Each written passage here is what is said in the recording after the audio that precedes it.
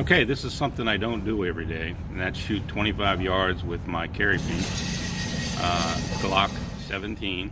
So I carry one, suggested a 25-yard challenge.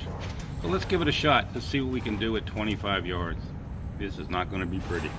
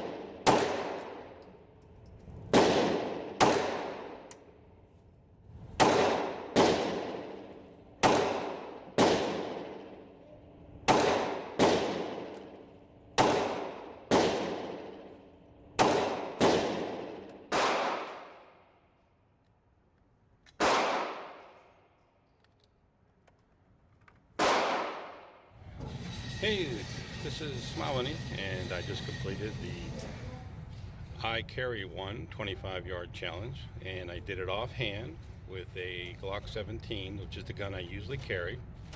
And overall, it was a learning experience. Not the best I can do, but I was pretty happy with it. They were all on the body, not all in a 6-inch circle though. But I'm pretty content with that at this stage. Maybe I need to try it some more. Don't know how many times I'm going to be shooting at 25 yards, but when I do, I'll